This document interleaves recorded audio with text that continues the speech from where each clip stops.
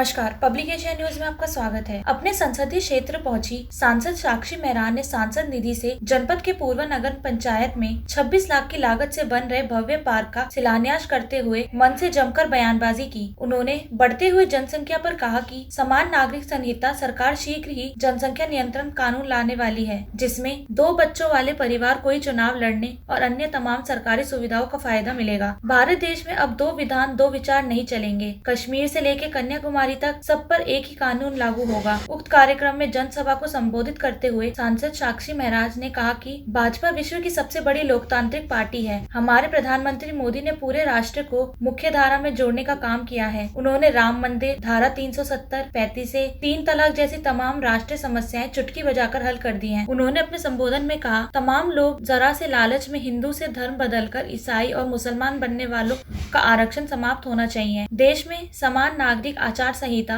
व भारत देश में बढ़ते हुए मुस्लिम जनसंख्या पर कहा, बंटवारे के समय 2 करोड़ थे, आज 30 करोड़ से ज्यादा हो गए हैं। अब मुसलमानों का अल्पसंख्याक दर्ज समाप्त होना चाहिए। वह अब हिंदुओं के छोटे भाई बनकर रहें और स्वयं कहें कि हमको अल्पसंख्याक का दर्ज नहीं चाहिए। आने वाले समय में चुनाव लड़ने और उन तमाम सरकारी सुविधाओं में 2 बच्चे वाले परिवार को प्राथमिकता दी जाएगी। नहीं है, भारतीय जनता पार्टी विश्व की सबसे बड़ी लोकतांत्रिक पार्टी है।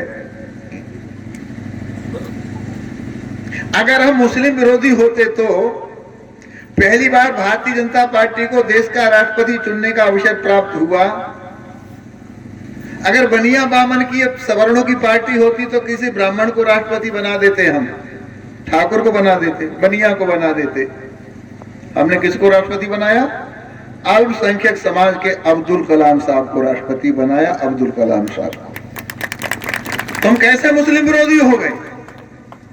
सपा बसपा कांग्रेस वाले रोको भाजपा को, नहीं तो मुसलमानों खा जाइए। इन मूर्खों को ये पता नहीं, हम तो लहसुन प्याज भी नहीं खाते, मुसलमानों को कैसे खाएंगे?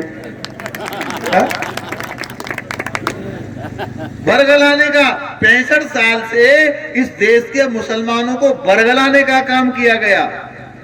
अच्छा, मोदी ने नारा दिया सबका विकास, सबका साथ और सबका विश्वास, तो मुसलमान मुक्ति राष्ट्र धारा से जुड़ने लगा। भाजपा को पहले भाजपा को हराने के लिए वोट देता था, अब भाजपा को जिताने के लिए वोट देने लगा। क्योंकि मोदी जी ने कहा सबका साथ, सबका विकास और सबका विश्वास।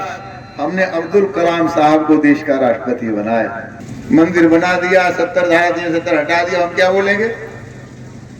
तो ये हम अल्पसंख्यक वाला ढूंढ के लाए। और 2 बातें और हैं, इस देश में 2 विधान 2 निशान नहीं चलेंगे, नहीं चलेंगे, नहीं चलेंगे। इसलिए सबके लिए समान नागरिक संहिता की आवश्यकता है।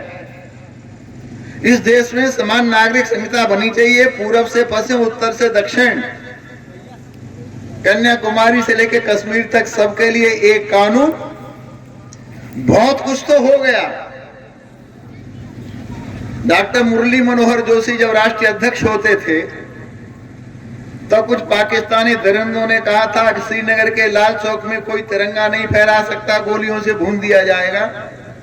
उन दिनों मथुरा का सांसद था मैं, हम लोग तिरंगा यात्रा लेके गए थे, श्रीनगर के लाल चौक में तिरंगा फहराया था। रास्ते में हमारी गाड़ियों पर हमला हुआ था, 2 लोग हमारे शहीद हो गए थे, हमारे गनर घायल हो गए थे। और आज तो बिल्डिंग बिल्डिंग पर तिरंगा है। आज तो जम्मू कश्मीर तिरंगा ही तिरंगा है। चुनाव हो रहा है तो कमल खिल के आ रहा है। क्यों? मोदी है तो मुमकिन है, मोदी है तो बदन बढ़ाती चली जा रही है। कभी भी बड़ा बम ब्लास्ट हो सकता है। इसे सरकार से आग्रह किया है तो कानून लेकर के आओ और जनसंख्या नियंत्रण करो। तब मैंने कहा था मेरठ में 4 बीबी 40 बच्चे नहीं चलेंगे, तो लोगों ने इसे विवादित कर दिया। एक चैनल है सुदर्शन, उसने मुहिम चलाई सारे देश में, हम दो हमारे दो और सबके, बोलो ना। आप लोगों से भी कहता हूं सावधान, अभी से फुल स्टॉप लगाने की कोशिश करना। 2 बच्चे से ज्यादा होंगे तो चुनाव नहीं लड़ पाएगा, न कोई पार्षद बनेगा, न कोई बीडीसी बनेगा, न कोई जिला पंचायत बनेगा, न कोई प्रधान बनेगा, न कोई एमएलए बनेगा, न कोई एमपी बनेगा। हम खतरनाक बिल लेके आने वाले हैं। अब उससे भी कड़ा आ जाए तो मैं मोदी के मन की बात में नहीं जानता, लेकिन इस देश में जनसंख्या नियंत्रण बिल आना चाहिए। जमीन छोटी होती चली जा रही है, जनसंख्या बढ़ती चली जा रही है, कहां रहेंगे लोग? तो मेरा तो राजनीति में आना सफल हो गया, सारे के सारे काम हो गए।